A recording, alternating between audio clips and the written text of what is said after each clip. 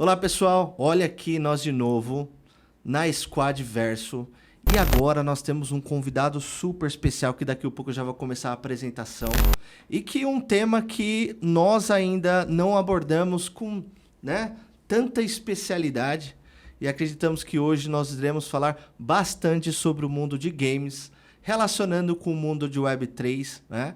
Estou aqui com o Rafael.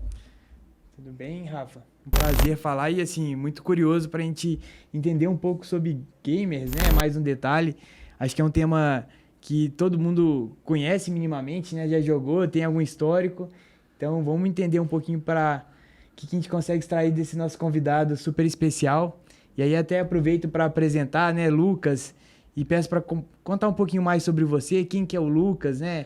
Explica um pouquinho para o nosso público quem que é o Lucas, nosso convidado de hoje. E Lucas ou Simon, né? Simon, o mais conhecido Simon. como Simon da INTZ. Fica à vontade, Lucas.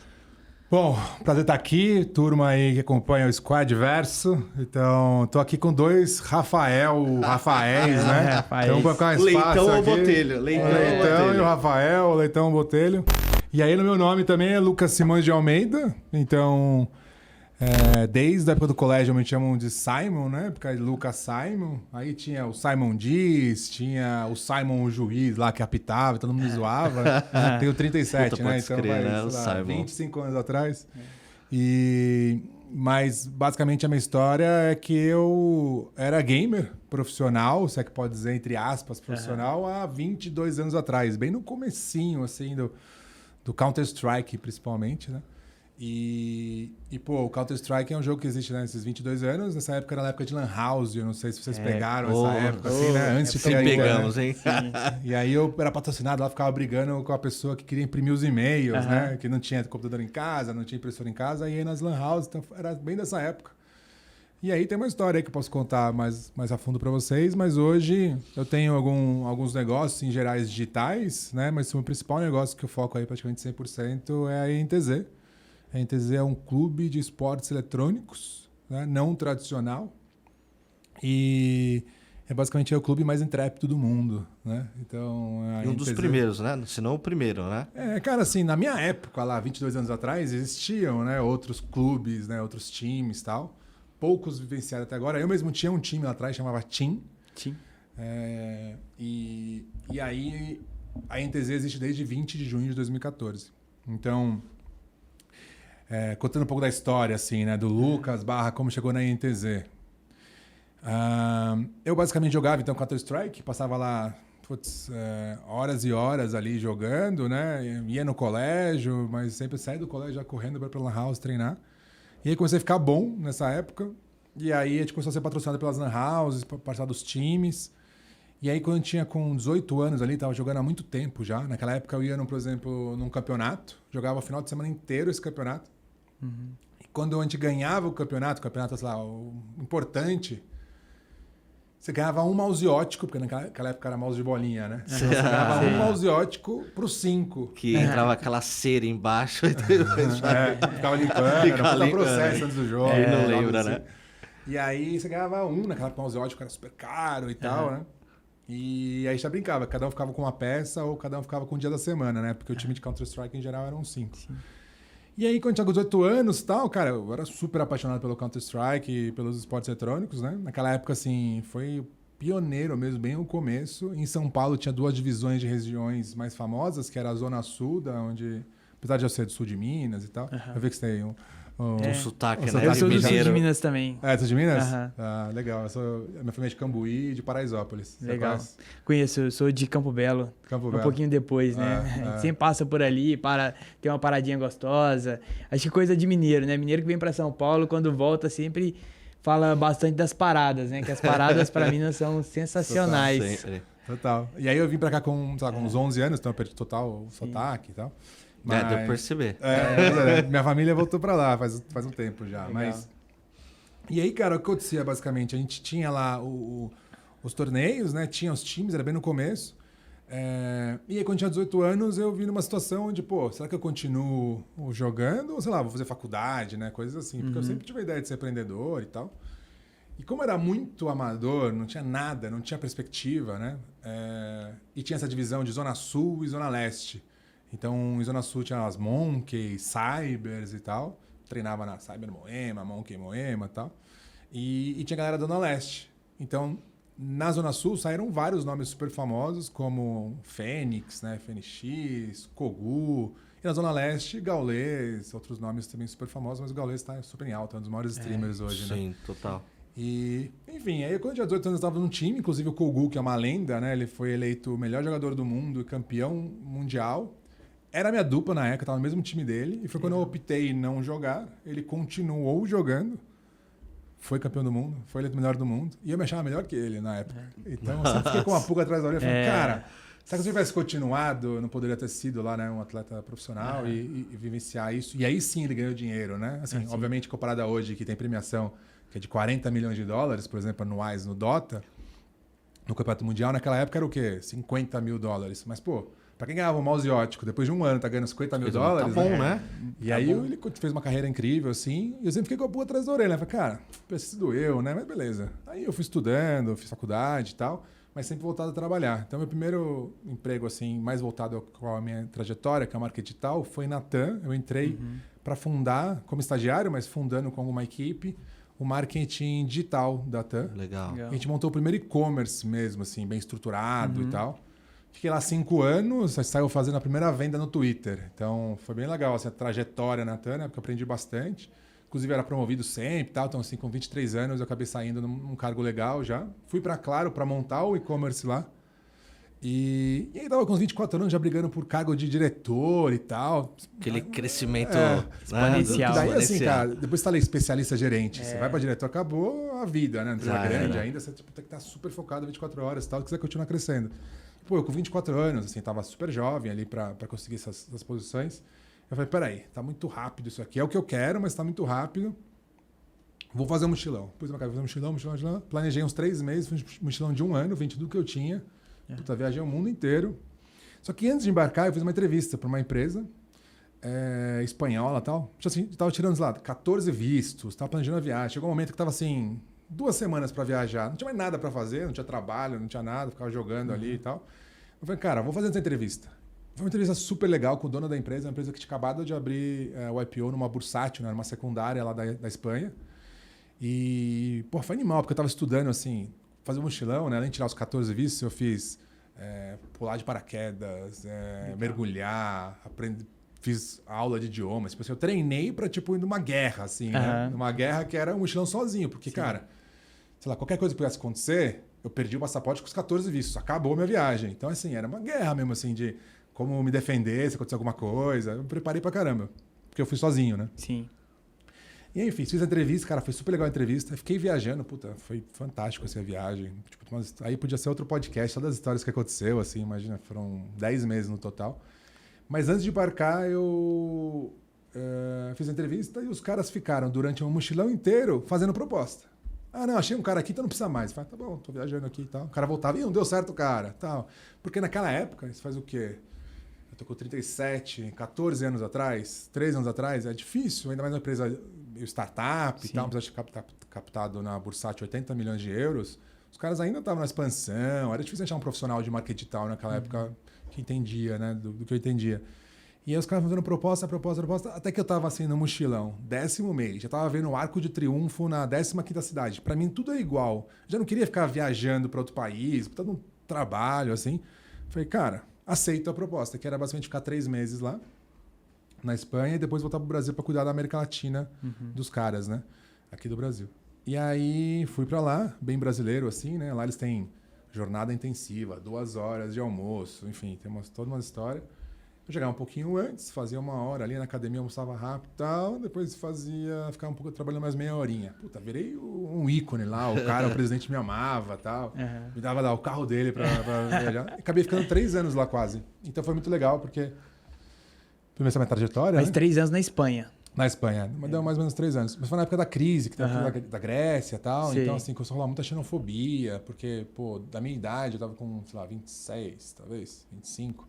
Da minha idade, um a cada 2 jovens da minha idade não tinha emprego lá. Sim. Então a galera via que eu tinha um acento, assim, falando castelhano e tal. Falava assim, você não é daqui, o que você tá fazendo aqui? Via que eu saí do escritório. Aí começou a ficar um clima meio chato. E, ao mesmo tempo, eu sempre quis empreender. Eu falei, acho que já aprendi bastante aqui. Tive a oportunidade de trabalhar com uma pessoa na parte de SEO, né? Que até hoje eu faço um pouco de consultoria para umas empresas grandes, assim. SEO é posicionamento orgânico no Google e tal. E que é a lei da Solis. Ela é uma das melhores hoje de SEO no mundo. E era da minha equipe, né? Acabei virando diretor global lá de marketing da empresa. Quando eu voltei pro Brasil, eu falei, vou empreender. Pisei no aeroporto. Meus amigos buscaram, eu montei o primeiro negócio digital, que era o Cachorro Gato. Que era basicamente o mesmo modelo de negócio que tinha nessa empresa da Espanha, mas pro mercado de pet. Aí, beleza, estava empreendendo lá, mas, pô, montei com meus amigos, meio que, tipo, pô, eu sentia que só eu trabalhava, era meio igualitário as sociedades e tal, meio empreendedor de primeira viagem, assim, acho que não fiz a lição de casa muito bem. Falei, pô, não Dava pra aprender também, né? não tá funcionando muito bem. Esse negócio, pô, te captou, foi bem legal, pô, virou... O SEO era explodido, tinha 1 milhão de acessos orgânicos na época, era um negócio bem legal. Até hoje existe o site lá no ar, quem quiser entrar aí, cachorrogato.com.br, tem um monte de informação.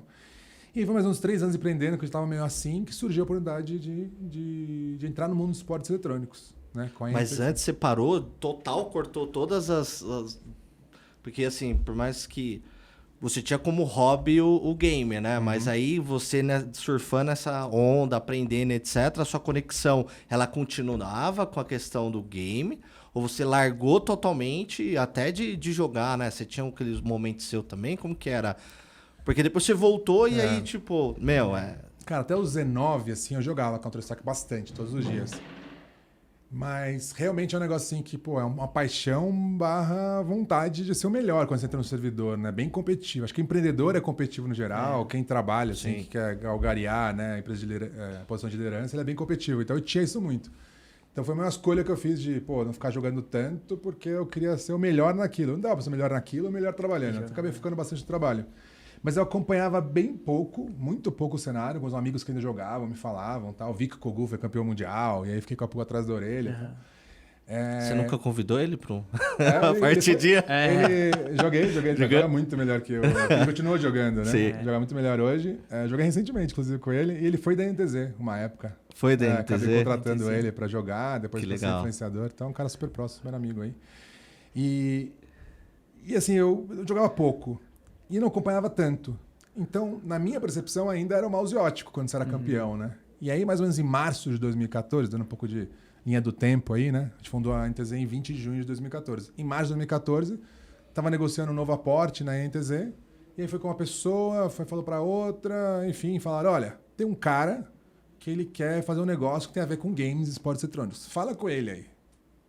E aí eu falei, vou falar, tal. Conversei com ele me explicou. Puta, falando com ele, eu falei, cara... empreender nos games esportes eletrônicos, aquele negócio super amador, que tinha lá um mouse e tal.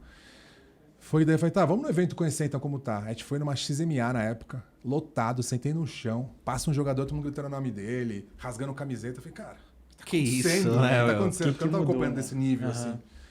Mas você já tinha esses capabilities de marketing digital muito forte, executivo, então você tinha sua bagagem profissional muito forte. E aí você chega num ambiente que todo mundo rasga a camisa e você fala, mano, imagina isso pra uma marca, né? Tipo, né? Total, foi assim, eu já queria empreender, entendia de muito de marketing digital.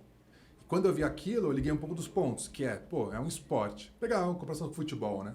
Você pega o futebol, pô, ele tem ali a paixão, né? Ele é baseado no entretenimento, que é um ótimo mercado para se trabalhar. E ele tem, né, assim, demandas muito grandes para pouca oferta de time, de campeonatos, são um pouco fechados. Pega, por exemplo, o modelo que eu mais me inspiro, assim, pensando na NTZ, no modelo de esportes eletrônicos, que é como o mercado acabou se construindo, que é o modelo de franchise system, né? Você pega lá a NBA, pô, é um modelo vencedor, né? Você pega o Brasileirão, pô, não é vencedor, sei lá, o Flamengo é uma associação, uma agremiação que não tem dono, é chapa, político, acaba sendo ali eu não gosto de criticar muito os esportes tradicionais, né? Mas assim, no Brasil acaba sendo um negócio meio estranho, assim, quase né? amador, o cara pode né? dever, não tem imposto, um negócio... Embora melhorou bastante, com a né? SAF, Mas com a SAF, né? Até esses clubes também financeiramente se estruturaram melhor, né? E a política ainda impera, infelizmente. Mas as SAFs também para pequenas empresas... E a SAFs, o que acaba sendo, né? Que é a Sociedade Anônima de Futebol, eu acho que significa SAF, né? Que basicamente é virar uma empresa. Sim, Assim como é o exatamente. Chicago Bulls dentro da NBA no franchise system. Exatamente. Agora, os times de futebol muito SAFs estão criando as ligas fechadas, que basicamente é uma NBA.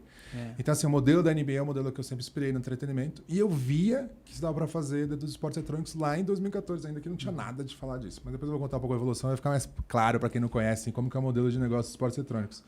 Mas, cara, eu vi aquilo, vi uma demanda gigantesca, todo mundo gritando. Sentei no chão para assistir um evento. O evento era uma vez por ano. Eu falei, cara, isso aqui tá explodido, tá faltando oferta. E aí eu falei, não, peraí, acho que eu quero entrar nesse negócio. Acho que tem negócio aqui. E o que era mais legal? Tem os mesmos tributos do entretenimento do futebol, com uma alta demanda, pouca oferta. Igual o futebol, na minha opinião. E ele era digital, que era a minha praia, né? Que eu tava mais acostumado. Domínio total. E é um negócio que eu gostava, assim. Talvez eu não gostava mais tanto como eu gostava, porque eu não acompanhava tão a fundo, mas, porra, assim, eu queria relaxar, eu jogava um game no celular, no computador, pode ser um game... Aquele amor que congelou um pouco, mas tá lá, tava né? lá. E aí, pô, vamos fazer esse negócio. Aí comecei bem... Era startupeiro, né? Bem no conceito de startup, assim, digital. E, pô, você tem lá o seu concorrente tentando fazer disrupção no mercado...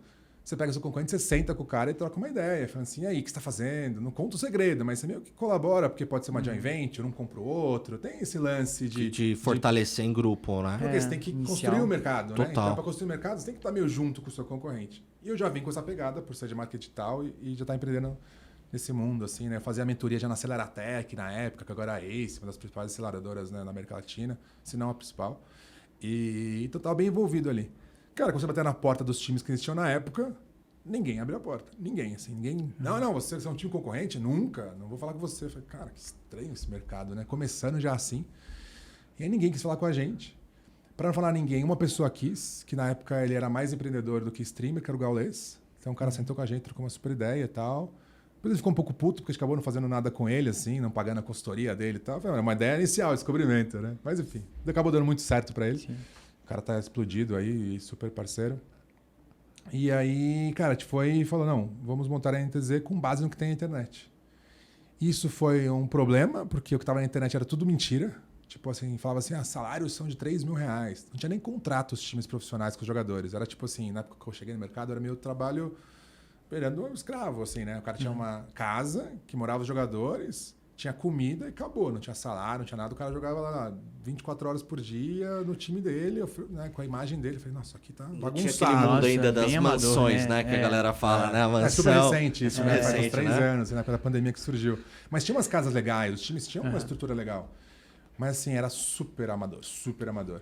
E aí foi bom, porque quando a gente se baseou no que tinha na internet, já que ninguém abriu a porta, a gente montou o que tinha na internet. Então a gente montou uma puta estrutura. A gente fundou em 20 de junho de 2014 a NTZ. E a partir daí a gente foi ajustando o primeiro time de LoL e tal. Ajustamos o time em 2014 no finalzinho. Esse time de LoL, para quem não conhece, é o League of Legends, né, que é o jogo mais jogado e o mais profissional no Brasil e no mundo de liga. A liga brasileira chama CBLOL, que é o Campeonato Brasileiro de League of Legends. Que a gente é o maior campeão, inclusive. E aí em 2014 a gente foi, montou esse time, mudou uma peça, encaixou com uma estrutura. Pra você ter uma ideia, cara, quando foi lá o tal Djokovic, que é um cara, talvez quem tá acompanhando aí, que conhece um pouco de esportes, de games, vai saber quem é. Não é o de tênis. Não, ele usa o nick por causa da referência. Né? Todo mundo se chama por nick aí, né? Então, Lucas Djokovic. Nick de jogo ali, né? O nickname. Sim. E aí, pô, a gente falou, cara, vamos fazer isso aí. Montamos, o cara foi e começou a chorar.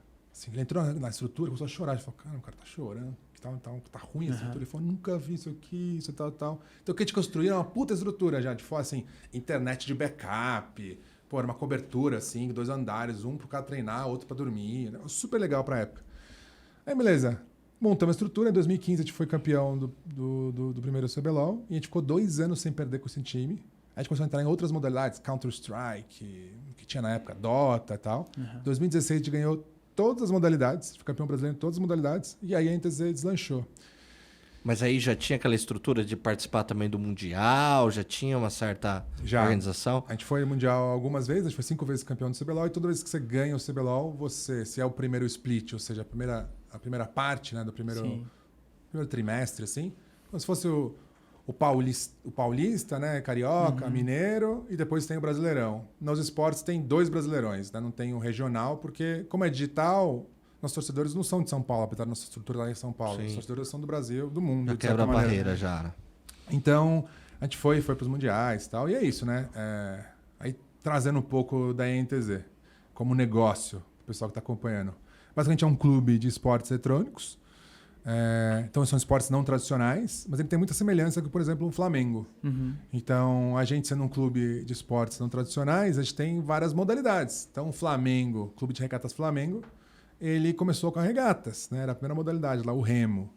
Mas acabou sendo uma modalidade mais tradicional, né? Muito olímpica, e hoje o carro-chefe deles é o futebol de campo. Que é assim, é o futebol de campo e o resto, né? Basquete, boxe, tudo meio resto, assim, no sentido de foco, de audiência e tal. No Brasil, é como funciona, na minha opinião, né? Só tem o futebol mesmo, que é um business que tem... Se pegar o vôlei, que é o segundo, você tem que ter uma marca pagando comida, ônibus pra galera assistir uma Copa do Mundo de vôlei com o Brasil jogando. É bizarro você pensar que só tem futebol aqui. Mas já nos esportes eletrônicos, tem o League of Legends, que é o mais profissional, mas surgiu o Free Fire, por exemplo, que tinha 10 vezes mais audiência que o League of Legends na época que surgiu o Free Fire. Aí você vê o Counter-Strike, que também é gigante. Então tem vários Valorant também. futebols, né? Agora a Valorant Então tem várias modalidades. Então a gente tem várias modalidades também, mas todas têm um peso muito grande. Legal. E aí o modelo é basicamente atletas profissionais, carteira de trabalho lá assinado atleta profissional de esportes eletrônicos, se baseia na Lei Pelé, então é muito parecido com o futebol. E aí sempre foi a parte esportiva, né? Onde tipo, participava de campeonatos, enfim, tinha direito da imagem dos jogadores, tem ainda, as ações com marcas, aí tem os torcedores que compram uniforme, que vai em estádio, faz zola. Em 2016, quando jogou uma final que a gente ganhou e foi pro Mundial de League of Legends, foi no Ginásio Ibirapuera, então lotado, o pessoal fazendo ola, torcendo, depois foi no Allianz Parque, outro campeonato. Então, assim, muito parecido com os esportes tradicionais. Só que o que acontece? Você pega o futebol, a bola não tem dono. Então, o governo vai lá, se apropria e aí monta algo governamental ou não. Alguém vai lá e monta uma liga fechada, como os clubes de futebol no Brasil estão fazendo. Ou da NBA, né, que pegou lá a bola, fez o basquete, e aí a NBA é o que existe hoje. Ainda que você pode criar outras.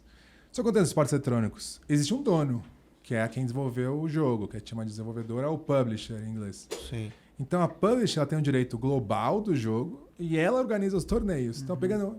Assim, tem vários jogos. Mas eu vou pegar um, para simplificar também, para quem não conhece que está ouvindo, que é o League of Legends, a dona é a Riot Games. É engraçado porque a Riot Games, uma desenvolvedora, e demorou 10 anos para lançar outros jogos, né? Porque lançou... Na Riot Games, desenvolveu o primeiro jogo, que é o League of Legends, e explodiu. Os ovos de ouro, né? O primeiro já explodiu, assim. O único, né? Certeiro. Agora o Valorant também lançou um monte. arregaça. Valorant, TFT. Foi engraçado que demorou 10 anos pra lançar. Aí quando fez 10 anos no aniversário, lançaram tipo 5 jogos de uma vez. Os caras são muito E bons. o mercado brasileiro é muito representativo, né? Muito, assim. Em pessoas jogando, é o terceiro maior. Perde pra China, que eu acho que né, todo mundo perde, e depois os Estados Unidos. Até valor de mercado também, né? Eu vi um podcast recentemente do presidente, o Diego, né? Da Riot. Tá. E ele falando da representatividade do mercado também de games para o publisher, né? Então você vê a evolução, que nem você está contando, que é bem interessante, pelo lado do esporte, mas também pelo lado da produtora também foi um crescente na mesma velocidade, né? Os caras abrindo um negócio aqui no Brasil, né? Ajudando a estruturar também toda essa base de comunidade, de suporte, de também desafios também direto com o usuário final, que tinha um desafio também com a questão de preconceito das mulheres, etc. Então são vários desafios que você vê também, tanto você, né, como empreendedor, como time, etc. O lado também do publisher também é muito importante, né? De apoiar, fomentar isso, né? Total. Acaba sendo o dono da bola, né? É, então, exato. a partir daí que é o dono da bola, quando ele faz um campeonato como o CBLOL, ele consegue... Inclusive, foi a sacada genial da Riot lá atrás, né? Porque ele consegue fazer a promoção. Para você ter uma ideia, a promoção, o marketing, vamos dizer assim. Que o marketing é uma coisa muito complexo, né? Mas assim, a publicidade, né? Assim, colocar mídia, eles não faziam mídia em nada. Fazia só o campeonato. Então, o campeonato era a grande mídia. Porque o que você precisava fazer para sair, por exemplo, uma matéria no Fantástico? Ele alugava o Ginásio Ibirapuera, fazia um puto evento, a gente jogando lá, e saía no Fantástico, saía no Jornal Nacional, que na época, né? Acho que ainda tem um grande valor, mas na época tinha um valor ainda maior. Então, a publisher é muito importante, mas o ecossistema cresceu. Então, tem a publisher, ela libera às vezes para um player fazer desenvolvimento do campeonato, aí tem os times, aí tem os torcedores, aí começa a vir vários problemas não solucionados, começam a surgir as startups de esportes e de games que vão lá e solucionam com tecnologia um problema e fazem ali escalável. Então tem um monte de startup, até brasileira, que já foi investida, já foi comprada por milhões de dólares aí. Então começa a criar um ecossistema, né? Que ele é muito parecido com o futebol, mas ele é digital. E aí, na pandemia, existiu um outro braço. Então hoje na NTZ a gente tem 2 braços, mas na pandemia a gente não tinha esse segundo braço. E surgiu na pandemia, surgiu para muitos segmentos, mas para o nosso foi muito forte, que existia a parte desportiva, e aí veio a parte de influenciadores / streamers. Influenciador é um cara que influencia em algo, né? Então ele influenciava lá, sei lá, às vezes quando não tinha redes sociais e tal, ele influenciava em eventos presenciais, aí veio a rede social, começou a influenciar pelas redes sociais. E aí começou a vir o YouTube, aí tinha os youtubers que viraram grandes influenciadores, e aí começou a ter as streams. Então, acho que a maioria conhece aqui por causa das lives, né, durante a pandemia ali de sertanejo e tal, que bateu Marília Mendonça, 3 milhões. Total. Só que um pouco antes tinha live de uma final do Free Fire que batia números tão grandes, se não maiores, que a... Assim, a representatividade de game no YouTube já era a maior representatividade de categoria que existia há muito tempo, né? Antes da pandemia. Mas você estava falando... Tá me vindo na cabeça também até pro lado do YouTube ou do Twitch, que veio depois, né? A questão do game é muito forte. E é interessante que o Twitch não nasceu para ser uma plataforma relacionada ao game, né? Eles nasceram para fazer vídeo no geral. Essa comunidade era tão forte que acabou se tornando, né, uma plataforma para o gamer, né? Que é interessante. Que foi a primeira, a líder de mercado, né? Que é a Twitch.tv. Quem não conhece aí entra, vai se divertir bastante, porque hoje tem tudo, né? E aí até próprio YouTube... Inclusive você tá lá, né? Se quiser compartilhar, já fala pra galera lá te acompanhar. As minhas redes sociais todas são @NTZSimon. Quem quiser se acompanhar aí. E aí veio a Twitch primeiro, depois veio o YouTube Live, que é onde teve a live da Marília Mendonça. Não acho que todo mundo assistiu, né? Assim, que estava em casa. De alguma maneira, porque foi um puta buzz. Só que já existia antes a Twitch, já existia a YouTube Live pro Free Fire ou pro League of Legends. Então, os games começaram e foram precursor aí, na minha opinião, dessas lives. Depois veio pro Instagram, TikTok, aí. TikTok é recente, né? E beleza. Pô, você tinha lá as lives, então tinha o ecossistema que já funcionava dos campeonatos esportivos, mas daí veio os streamers, que acabaram virando grandes influenciadores, mas começou pela stream a maioria, né? E aí, cara, criou um novo nicho gigante dentro dos esportes eletrônicos, que é... E começou a surgir os clubes concorrentes meus que já vinham com a pegada de influenciadores, que eram outra mecânica, outra fonte de receita, outro mundo, né? Até pra gente foi um pouco difícil de pegar. Acho que até pra nós estamos fora é difícil de entender também, né? É um pouquinho. Daí tinha os 2 braços, né? Aí surgiu os 2 braços, que basicamente isso tracionava um clube como promoção, seja a parte desportiva ou seja na parte de influenciadores / streamers, dentro dos clubes de esportes eletrônicos, ou até streamers fora, mas em clubes de esportes eletrônicos como modelo era esse, para os fãs. E aí tem outro público ali que são os fãs, ou outro ativo, né? Que aí eles consomem tudo isso, consomem uniforme, sócio-torcedor, aí vai numa linha próxima do futebol. Então, o negócio, ele é assim. Tem outras ramificações, em geral, no macro, ele é assim. E aí existe, uma super audiência, então a gente impacta dezenas de milhões de pessoas só nas redes sociais nossas, sem contar dos atletas, sem contar dos influenciadores, streamers, né? Só na NTZ, dezenas de milhões de pessoas todos os meses. Então, é uma puta audiência. A gente vai lá numa transmissão, como o Free Fire que eu falei, que, tá passando ali para mais gente. Na época da pandemia, hoje caiu bastante os números, mas ainda são absurdos. Que você pega ali mais gente assistindo que uma live da Marília Mendonça. E campeonatos constantes, todo final de semana. Todo dia tem um campeonato hoje, porque a NTZ participa em várias modalidades. Então é isso. Cara, e é um público que todo mundo acha que é a molecada. É isso que eu ia perguntar agora. Eu ia fazer exatamente essa pergunta, né? Porque a gente pensa no futebol, o público do futebol é quase aquele negócio de pai para filho, né? O pai tem um clube ali que ele torce, leva o filho, e é uma coisa realmente que já está difundida, principalmente na sociedade brasileira. E quem que é esse público, né? Você tá falando ali de milhares, que bate Marília Mendonça. Quem que é o público que está por trás? E eu queria ir além, né? Entender quem é o público hoje e como que você enxerga esse movimento desse público, né? Esse público, ele tá mudando, é um público que a ideia é que sempre seja pessoas jovens. Acho que entender um pouco, né? O atual e como que tá sendo essa mudança, esse movimento, porque cada vez mais eu pelo menos não estou envolvido diretamente com essa parte de game, não sou uma pessoa que conheça tanto, vejo que esses influenciadores eles estão ficando cada vez mais conhecidos, né? Acho que principalmente talvez por pessoas do mundo, né? Tipo o Neymar, por exemplo, que traz esses caras para perto. Mas qual mudança é essa que tá tendo, né? Por que eles estão ficando mais conhecidos?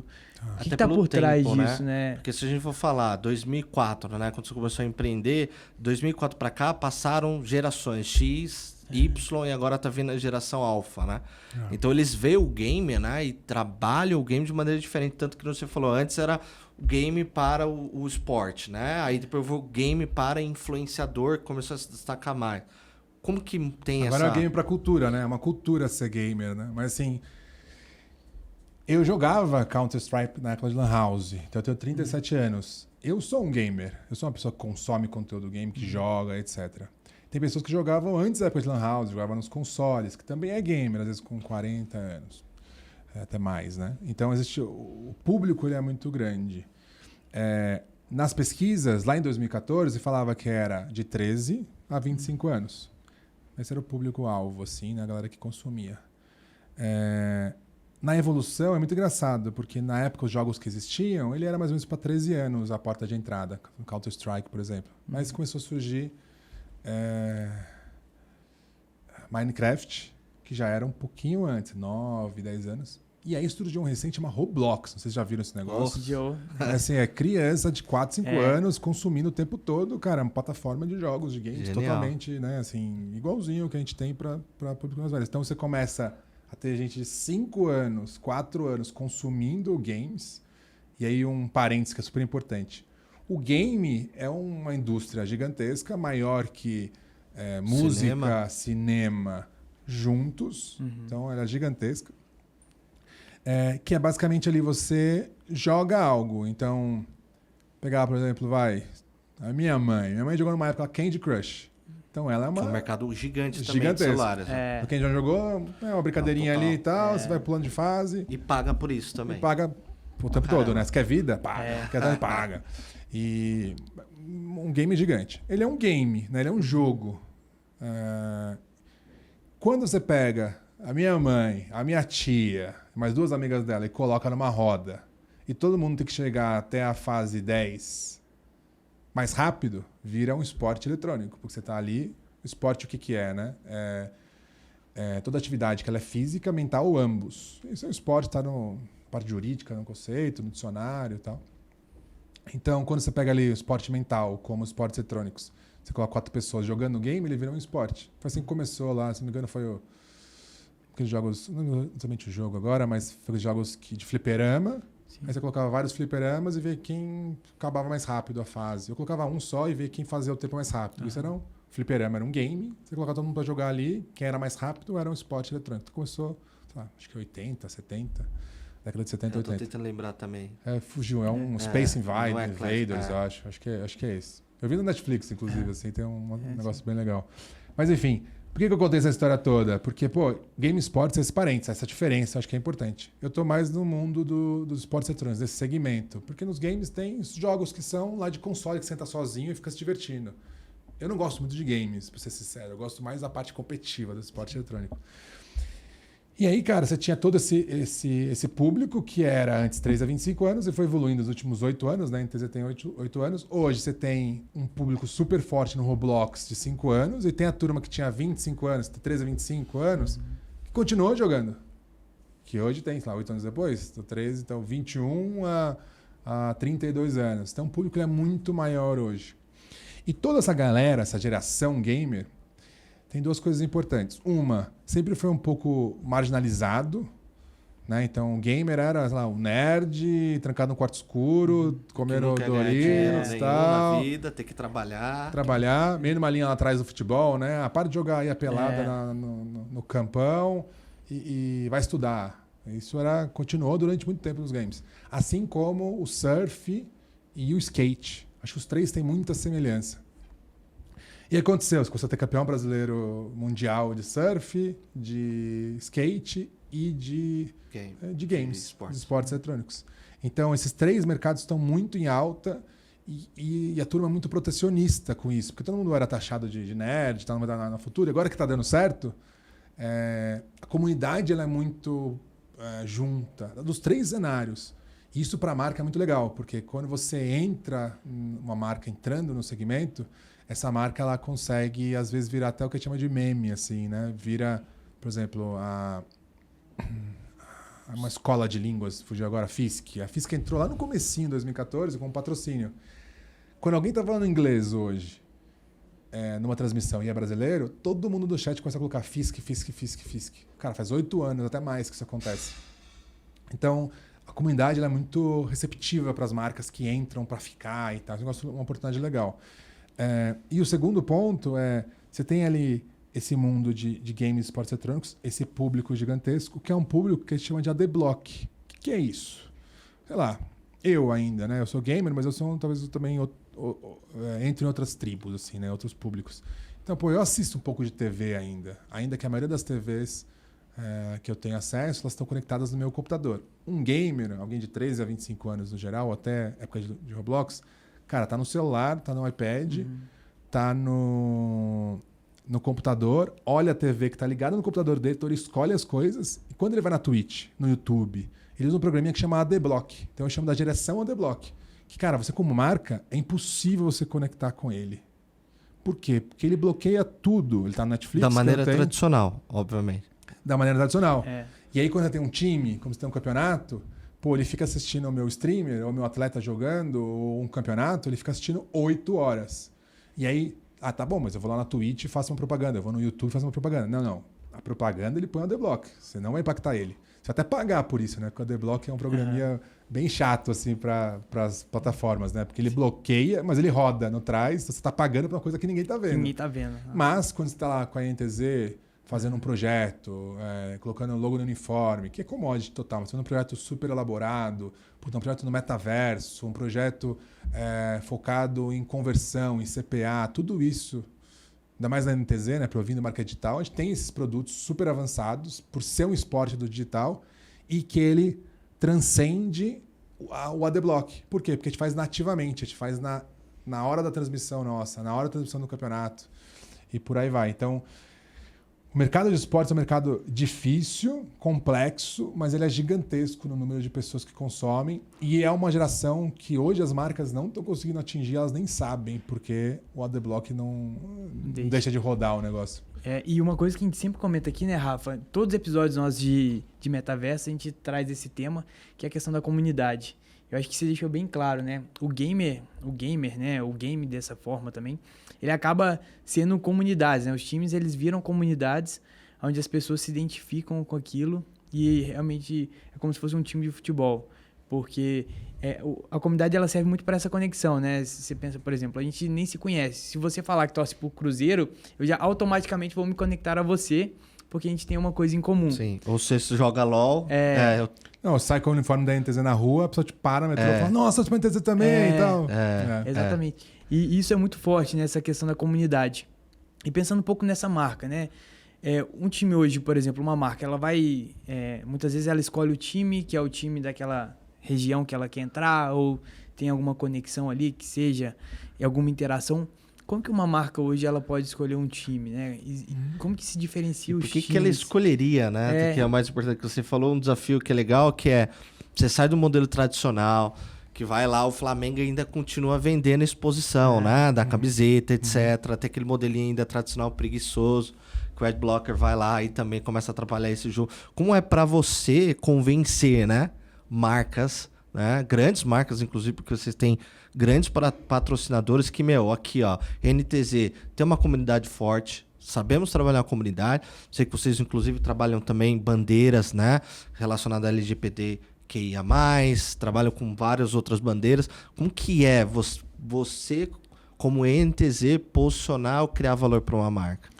A gente tem duas coisas bem legais que trouxeram, né? Primeiro, como que a marca entra e qual que é a relação de comunidade, Web3, que tem os esportes eletrônicos, né? Vamos primeiro da marca, assim. Existe a posição gigantesca igual ao futebol, né? A gente vai lá no nosso uniforme, coloca o logo. Em geral é commodity, não é o atributo, o ativo principal que a gente negocia nos projetos, os projetos que são os mais importantes, e dependendo do tamanho do projeto, a gente coloca no uniforme também. Só que quando coloca no uniforme, a gente passa no Sport TV, passa chamadas na Globo, passa Rede TV, enfim, um monte de canal de TV. Agora o Uhu tá virando também, que é o Uhu de surf, de skate. A ligação de novo que eu tinha falado, né? O próprio Uhu fazendo essa ligação e entrando no mundo dos games, esportes eletrônicos, passando conteúdo assim. Então você tem a exposição tradicional, que é brand awareness ali, né? Aparecendo o seu logo, o maior número. O Globo Esporte acompanha nos veículos, gera conteúdo de games, a ESPN também. Então você tem a mesma coisa que o futebol. Eu basicamente falo assim, você quer entrar em algum esporte no Brasil? Você não quer entrar no futebol? Porque o futebol ainda tem maior audiência e o seu foco é branding, vai no futebol. Se você não quer entrar no futebol e o seu foco não é branding, vai nos esportes eletrônicos. Não existe ninguém que tenha o maior número de audiência, que é o mercado central de esportes, é os esportes eletrônicos.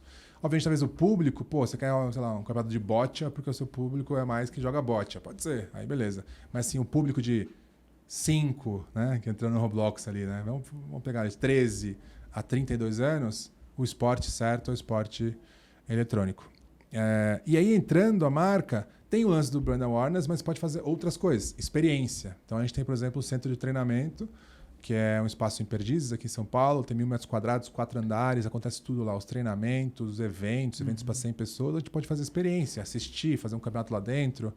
A gente tem uma produtora de eventos de campeonato, a gente pode acoplar ali. Você pode fazer ativações digitais, que vai no nível tipo redes sociais, esses números gigantes que a gente tem, onde você pode fazer campanhas de conversão mesmo, né? Com algum atributo ali, com aquele público que você vai converter. Remarketing, tem produtos bem legais. Então, o que eu falo para uma marca quero atingir o público de 13 a 25 anos, 13 a 32 anos, vai. E não quero entrar no futebol, eu não quero branding, os esportes para você, e a partir daí você pode ir para uma agência ou você pode ir na NTZ, por exemplo, que a NTZ é um dos clubes que estão no modelo de franquia. Então hoje o CBLOL ele é um franchise system, né? Então a gente comprou a vaga, são 10 times ali e acabou. Para mim esses 10 times são os times que vão virar os 10 times do Brasil, assim, não vai ter outros times, na minha opinião. Diferente do que é o futebol, né? Porque é aberto, então cai divisão e tal, mas apenas são esses 10 times. A gente entrou agora na franquia do Free Fire também, que são as duas maiores modalidades. Um muito forte no PC, né? Que é o League of Legends, e um muito forte no celular, que é o Free Fire. Então você consegue pegar todo mundo ali. E a partir daí fazer projetos. Cara, a gente tem cases legais. Ia trazendo um pouco pro metaverso, mas ainda nos cases aqui.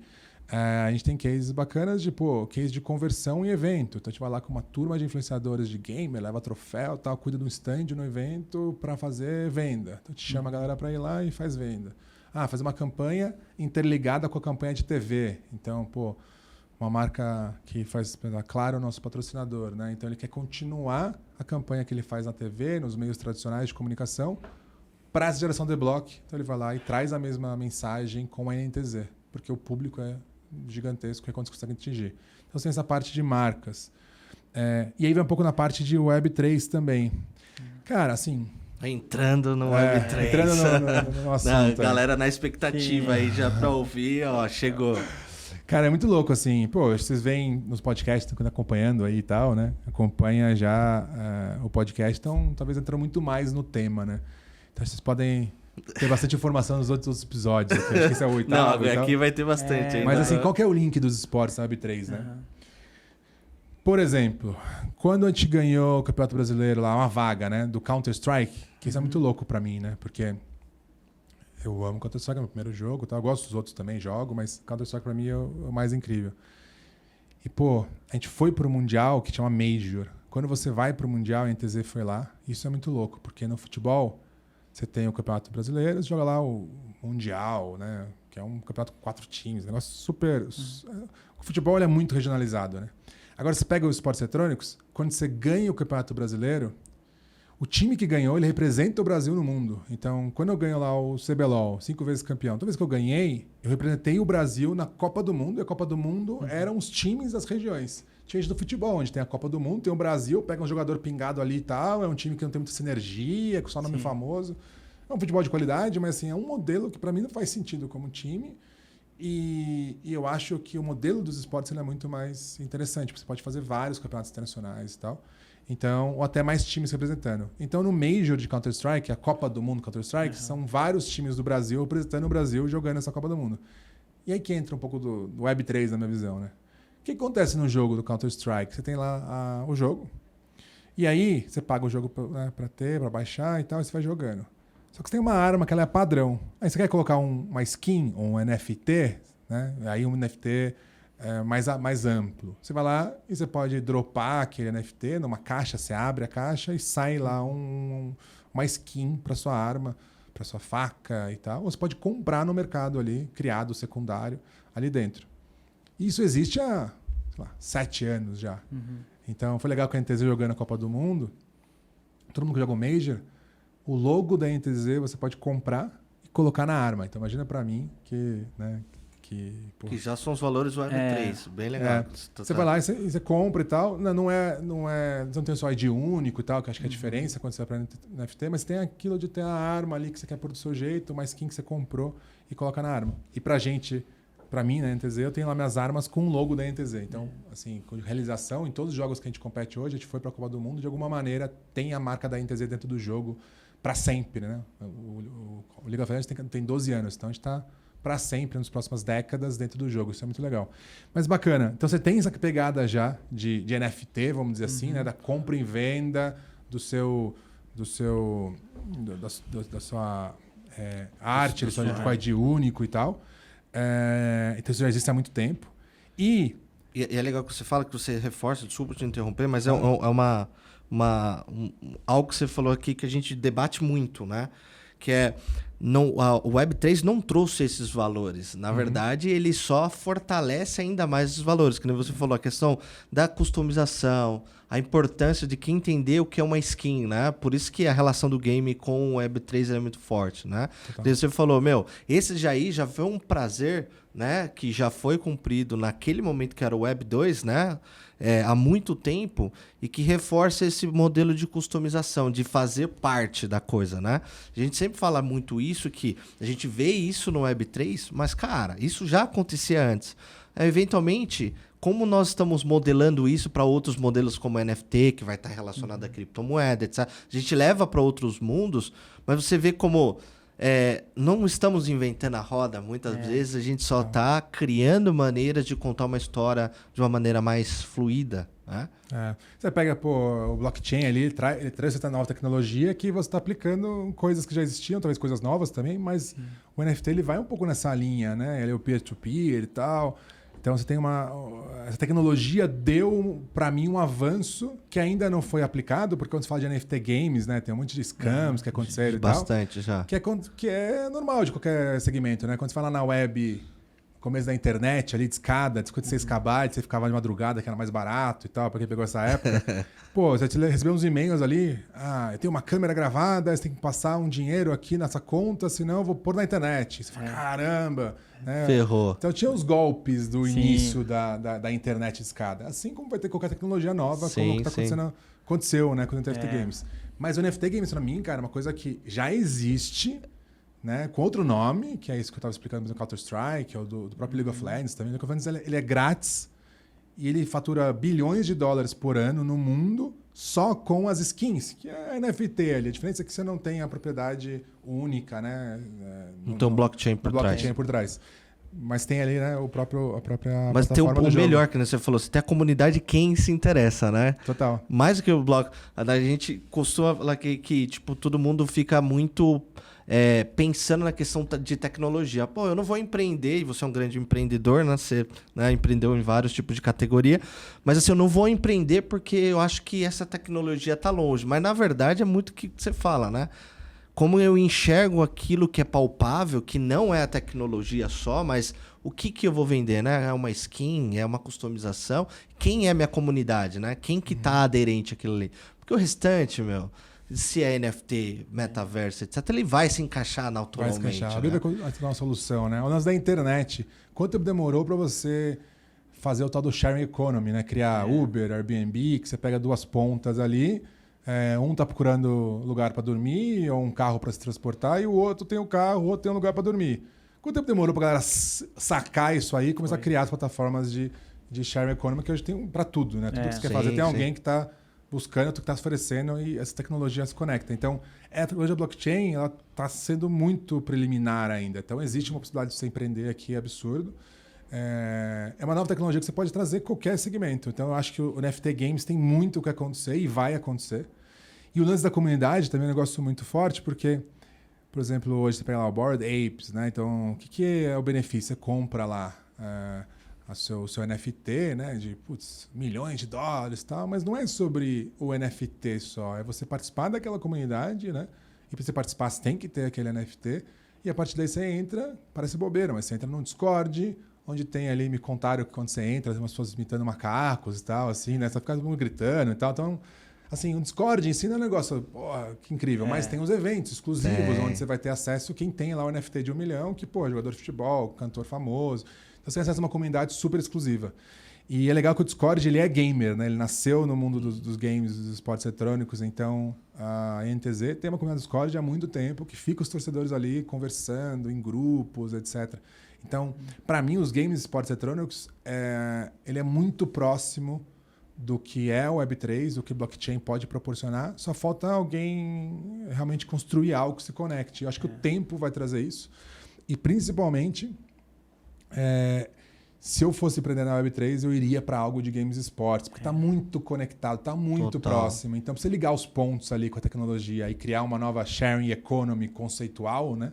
Eu acho Ou que é creator muito... economy, né? Porque você é um cara que tem um ecossistema de creator, né? E aí você tem a economia rodando por ali. É isso que você falou, como conecta esses dois pontos. Eu acredito que você mesmo vai chegar nessa conclusão, porque você tem essas duas visões, esses dois lados, né? Não vai ficar muito, né, surpreso se a NTZ já, né, conseguir entrar unindo essas duas pontas. Mas o que você falou, não só a NFT, mas eu queria trazer outro caso também, que você tem caso de metaverso, queria que você contasse também um caso, um case que vocês têm lá, mas também o outro comportamento do game puro, já migrando para um modelo um pouco mais relacionado ao metaverso. Por exemplo, tem um GTA normal e tem o GTA RX, né? RP. É o mesmo game, só que você tem um comportamento diferente ali do consumo do game, né? Você tem uma questão mais social, de representatividade, do ser eu, de customização muito forte. Como que você vê também a NTZ nesse meio? Ou você também como profissional dessa área de esporte, o que você acha dessa nova evolução de cada vez mais você entrar num nível de que você querer representar sua vida pessoal dentro do game, né? Cara, é muito louco isso, porque... Lembra a história que eu contei da TAM? Até foi importante com detalhes, porque lá eu montei o primeiro e-commerce e saí fazendo a primeira venda no Twitter da história do Brasil, né? Só que nesse meio tempo, esses 4 ou 5 anos que eu fiquei lá, existiu nas agências de publicidade um novo negócio que era Second Life. Já ouviram falar sobre isso?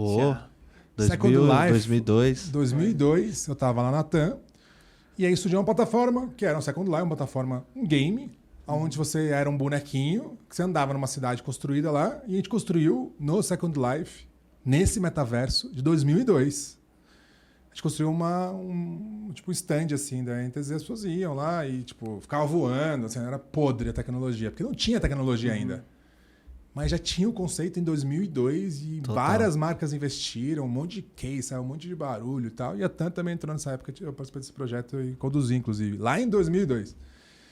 E aí, cara, essa tecnologia, ela nunca ficou tão legal. Mas todo mundo tem falar do GTA, aquele jogo que você atropelava as pessoas, matava, que era proibido em vários países e tal, assim, um monte de coisa assim, bizarra. Aí você vai lá ver o que tem no jogo, você compara com o que tá no cinema, é a mesma coisa para pior no cinema, né? Você tem cinema muito mais pesado. E não é por causa do jogo que a pessoa vai lá e entra no cinema e faz barbaridades. É porque tem gente muito louca mesmo e vai assistir o cinema, vai pensar naquilo, enfim, tem de tudo. Mas tem lá o GTA. E GTA, um sucesso de vendas e tal, né? Por causa desse buzz. Mas quando que ele explodiu mesmo? Foi recente.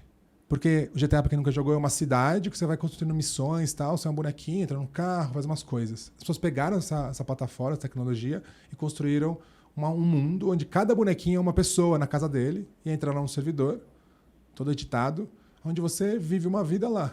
Como o Second Life de 2002, só que agora tem uma plataforma, tem um metaverso, tem uma tecnologia para fazer aquilo acontecer.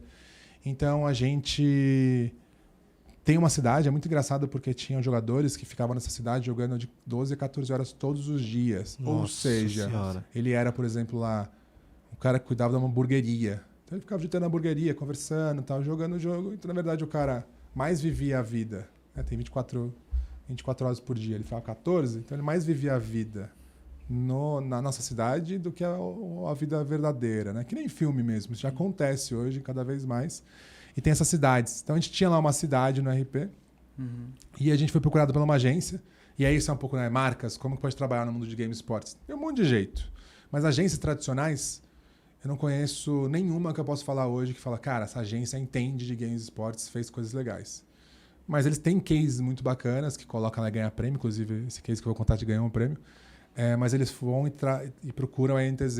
A NTZ tem uma agência especializada hoje dentro da NTZ e uma externa treinada que manja muito sobre games, esportes eletrônicos para construir, falar a mesma língua da agência, falar a mesma língua da marca e construir um projeto de acordo com o briefing, com a necessidade.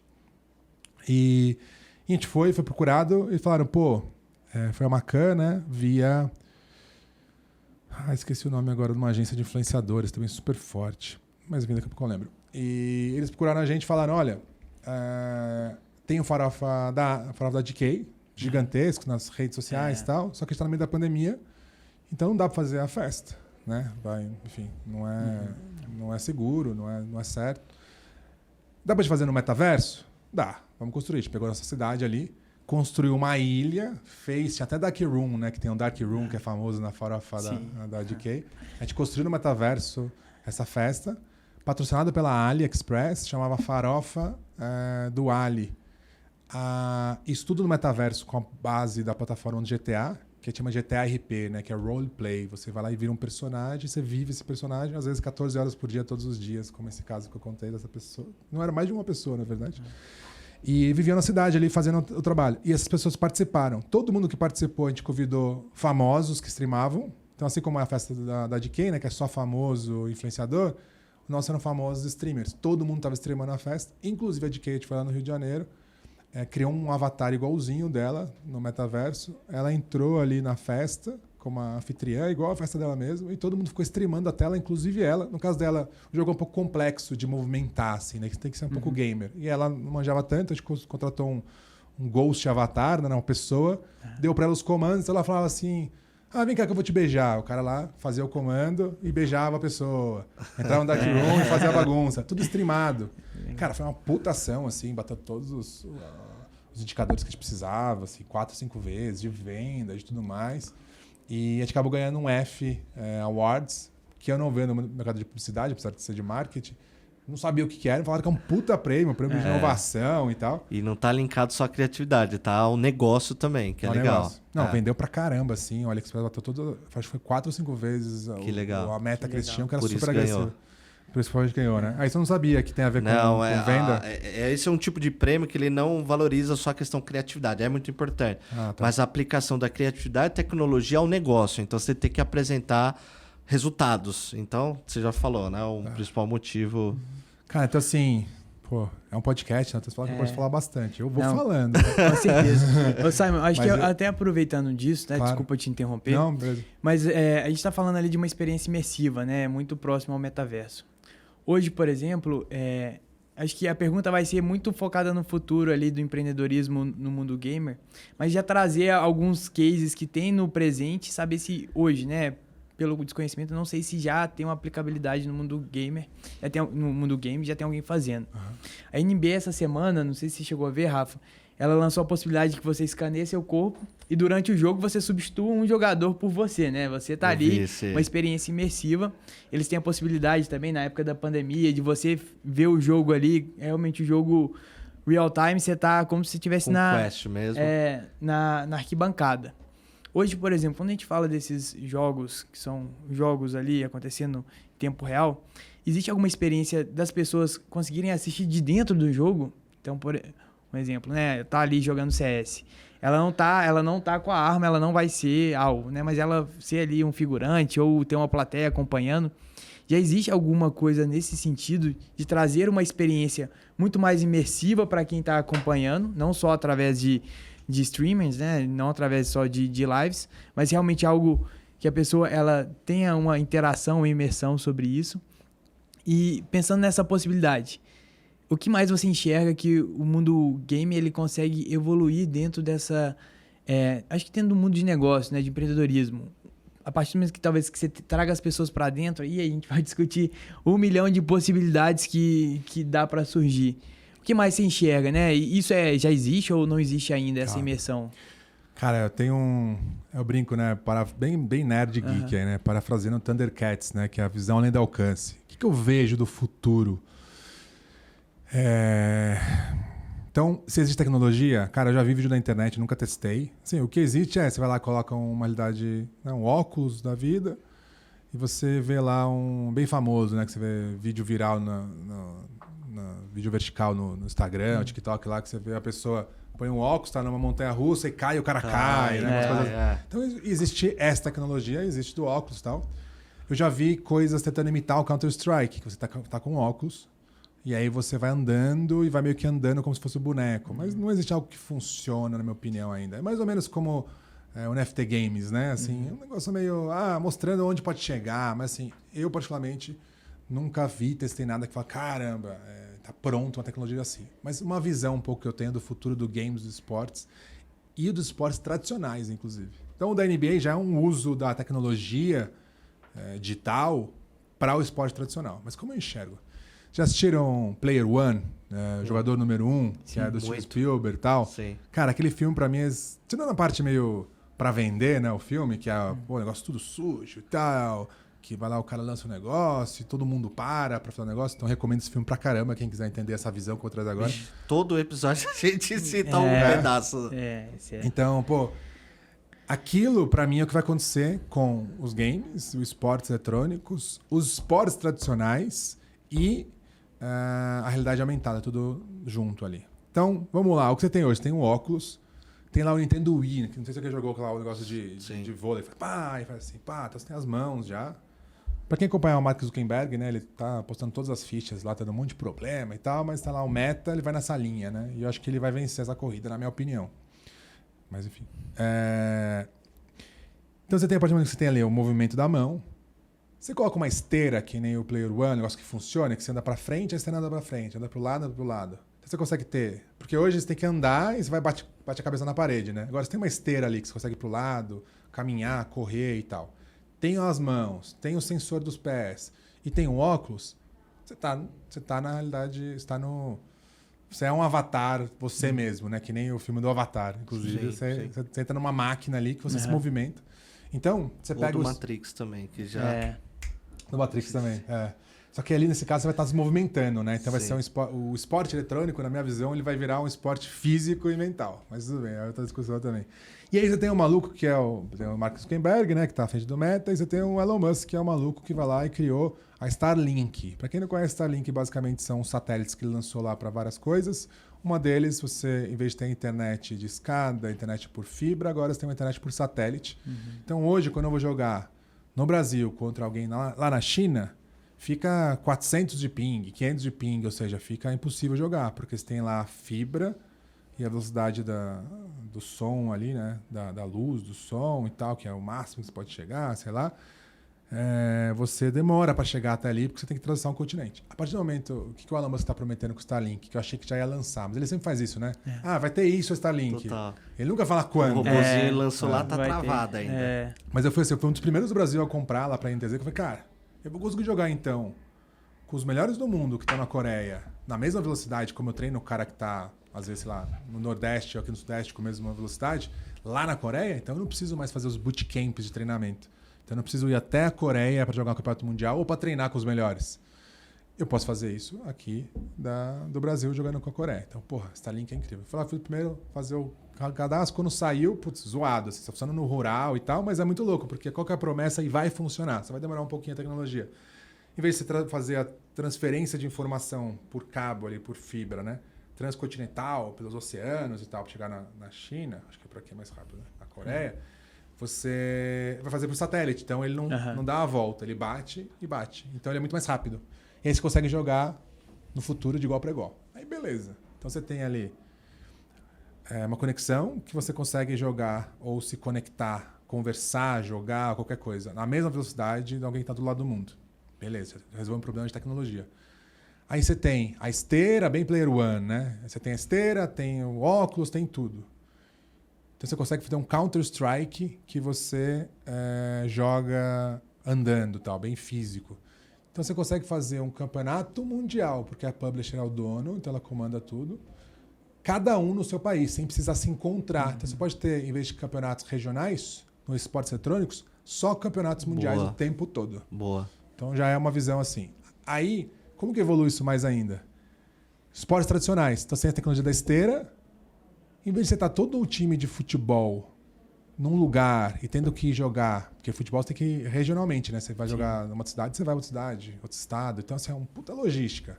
Você consegue fazer isso jogando também com a tecnologia, um cara na casa dele, ele tem lá um campo de futebol na casa dele, jogador profissional, cada um na sua casa, se conectando com pessoas do mundo e todo mundo jogando junto o Campeonato Mundial.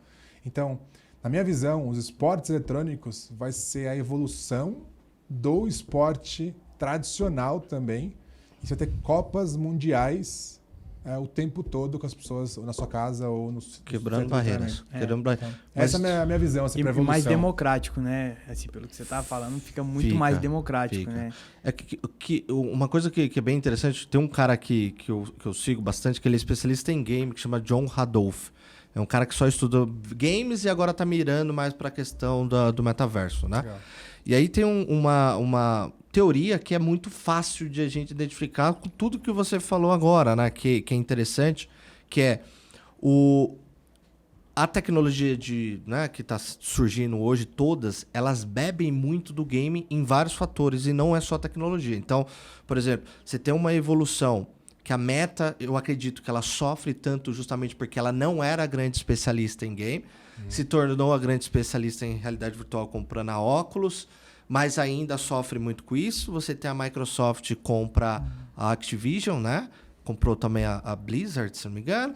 Aí você compra uma empresa de games para você beber isso, mas você vê uma evolução que tudo que a gente tem hoje virado para entretenimento social, ele é uma réplica de uma evolução, seja tecnológica ou social do game. Então, que nem eu vejo muito a evolução do futuro, do basquete, etc. É o quê? O game evoluiu, igual o PlayStation acabou de lançar um novo óculos de realidade virtual e etc. Com uma qualidade de upload, né, dos dados, placa de vídeo, etc. Ele consegue evoluir com isso, ao mesmo tempo a gente vê também outras aplicações evoluindo na mesma velocidade. O outro ponto que você trouxe é não só a tecnologia, mas a questão de comunidade também. O YouTube, Twitch, tudo que você falou na construção da questão do esportes, ele amadureceu para que a gente pudesse também em outras categorias beber dessa água, né? Porque a comunidade de game ela é muito forte. Então, quando você estuda a comunidade de game, você aprende muito sobre marketing, aprende muito sobre relacionamento com o cliente. Gamificação, né? Gamificação. Então, a própria gamificação, o estudo de gamificação é isso.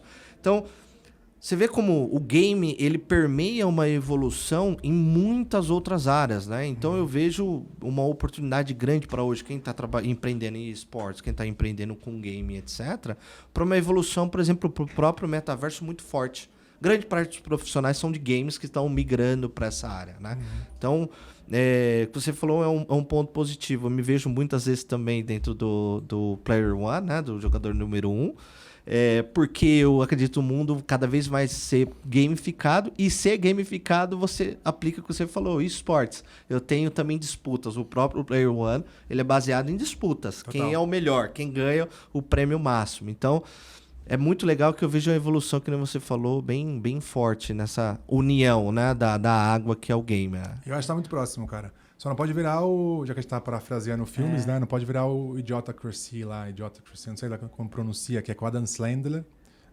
Adam Sandler, que tá congelado. Sim. Ele acorda no mundo totalmente realidade, né, virtual e tal, que todo mundo virou idiota, assim, né? Porque as pessoas ficam lá na realidade virtual. Então não pode virar isso, né? Total. E outros grandes filmes também negativos que tá aí também, né? Tipo, Futuro lá do... como que era...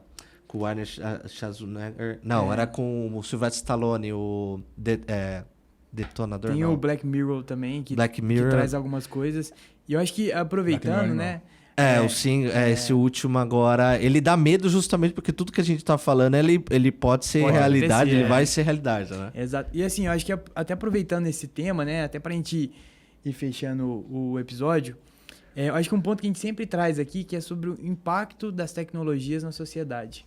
E eu queria aproveitar, até trazer sua experiência, né, acho que isso vai ser bem rico, porque você viveu a crise, como comentou, na Espanha, que é uma crise muito conhecida às vezes pela geração lá, que era uma geração neném, né? Que não tinha trabalho e nem estudava. Que era uma geração que não tinha capacidade, muitas vezes, técnica para poder se realocar no mercado de trabalho e, ao mesmo tempo, não estava estudando mais. E quando a gente fala de game, né? A gente vê na China, por exemplo, uma legislação que, acho que vários episódios a gente já chegou a comentar nisso, uma restrição sobre isso, né? Dado a preocupação do vício, quer que seja, né? A pessoa, ela vive mais na realidade do que no game. O que você enxerga que esse impacto do game ele pode trazer para a sociedade? Quais são os principais pontos de atenção, assim, que hoje, por exemplo, vocês com essas frentes, que vocês também se preocupam ou que buscam interagir com a comunidade de vocês para poder alertar também pontos negativos que o consumo excessivo pode gerar em uma pessoa? Sim. Cara, assim, primeiro que a gente adora levantar bandeiras que a gente acredita, né? E realmente vencer, né, preconceitos e eu acho que a nossa comunidade ela é bem unida e muito grande, com bastante impacto, então dá pra gente entrar em assuntos. Isso é uma coisa que a NTZ acho que mais faz na América Latina hoje. Então a gente tem, por exemplo, um projeto de posicionamento mesmo, não é um projeto, né? O projeto você planeja, é uma coisa que a gente está executando já há uns 2 anos, que é sobre a nossa visão de diversidade e inclusão, né? Que o Leitão comentou bem aí. Então, a gente se posiciona bastante forte nisso. A gente é muito profissional, a gente tem agora nesse ano, a gente montou uma equipe multidisciplinar para os atletas que vão na linha ali de massoterapeuta, fisioterapeuta, nutricionista, psicólogo, assim, uma equipe gigante para transformar eles em super atletas. E a gente está tentando mostrar, né, como o esporte de alta performance ele não é saudável, ele é um esporte. Então ele não é para ninguém. Você pega um cara lá que participa, né, pedalando numa corrida de ciclismo, você vê a perna do cara depois, não sei se já viram isso, mas é bizarro. Se buscar no Google agora, quem estiver assistindo, buscar no Google, a perna do cara parece que sim, tá com as veias, o negócio tá estranho. Então é um esporte de alta performance, então tem que tomar esse cuidado. Então, ao mesmo tempo, você tem um filho ali que tá no colégio e tal, né? Se ele fica o tempo inteiro jogando, ele não vai conseguir aprender algumas coisas que você não vai aprender nos games. Mas o game ele desenvolve muito, né? Eu tenho jogadores nossos que passaram pela NTZ que, por exemplo, passaram sem fazer cursinho na faculdade de medicina, nas primeiras posições, tipo, o cara assim, crânio. O League of Legends tem muito jogador crânio. Jogador que falava mandarim fluente só jogando games. Eu mesmo, assim, desenvolvi vários skills de liderança, de tecnologia e tal, jogando Counter-Strike, assim, né, liderando times. Então, o game traz alguns tributos muito bons, mas como qualquer... Trabalhar sob pressão pra caralho. Desarmar uma bomba com um monte de gente atirando. Nossa. Então, né, o Counter-Strike traz isso. Então, os games, eles têm muitos atributos, como outras coisas têm muitos atributos. Fazer um esporte dá muitos atributos. Então, eu acho que, para quem, né, tem essa coisa do filho e tal, né, e filha, acho que é importante você combinar o jogo como outra coisa. Gosta de jogar muita bola? Tá bom, você joga bola depois de fazer a lição de casa. Você vai jogar 3 horas por dia e depois vai estudar inglês. Acho que é combinar as regras do jogo ali, para quem, né, os filhos, para cuidar dos filhos. E para quem, de repente, assim, passa 14 horas naquilo, fazer um plano, né? Por que eu passo 14 horas? É só para me divertir? Então, só por diversão, vou me divertir 14 horas. Não parece certo, né? Mas não, eu tô treinando para conseguir realizar meu sonho, eu quero ser tal coisa. Beleza, então coloca assim, 2 anos que eu vou treinar, e se em 2 anos acontecer, eu vou procurar outra coisa que talvez traga a receita. Então acho que vai um pouco nessa linha, assim, de até os 8 anos, né, que você tá evoluindo ali, é uma criança, eu acho que é combinar as regras do jogo. Ainda que eu acho que o game é um dos principais esportes, o esporte eletrônico é um dos principais esportes para você conseguir evolução, não só física, né, também muito mental. E aí depois de 8 anos é você, como qualquer pessoa, né? Eu gosto muito de ler história em quadrinho, passo 10 horas lendo. Tá bom, por quê, né? Que carreira eu quero seguir? Eu quero desenhar, eu quero... O que isso agrega, né? Então acho que é um pouco nessa linha. Não sei se era mais ou menos Não, isso. era. E assim, eu acho que a gente pode chegar numa conclusão que, na sua visão, o game ele não é o responsável por gerar uma geração neném. Não, pelo contrário. Pelo contrário, eu acho que quando você pega ali a velocidade... Porque na Espanha tem uma galera que fala sobre isso, né, que você trouxe, mas Sim. tem o lance, né, meio político, o lance de as pessoas entravam muito no paro ali na época da Espanha, então faltou dinheiro ali porque rodava a economia, né, Sim. de parte da parte financeira. Mas enfim, para finalizar, né, que eu tô vendo os movimentos aí, tá Na acabando. verdade, já as tá coisas. dando já o tempo aqui, já. Então, assim, eu acho que no geral, esses são assuntos muito legais. Eu adorei o convite, queria agradecer pra caramba. E quem Nós quiser agradecemos, que honra, né? ir a que fundo honra. aí, né, mais assim, eu sou um cara super aberto. Em todas as minhas redes sociais são @INTZ, que é o clube que eu tenho, e Simon, que é o meu nickname / apelido aí. Então, tem os conteúdos gravados lá, eu faço algumas coisas. Antes eu gerava muito conteúdo sobre negócio, nos esportes e tal, E pra os fomentar. terça-feira? Quando que... Então, eu Era- fazia muito pra fomentar o cenário, né? Pra crescer o cenário. Cara, tá muito fomentado agora e eu não tô mais o líder. Eu não Então, tô eu falei, dando cara, conta. peraí, preciso focar mais um pouco. Então, meus conteúdos são muito mais mostrando os bastidores, o dia a dia da INTZ.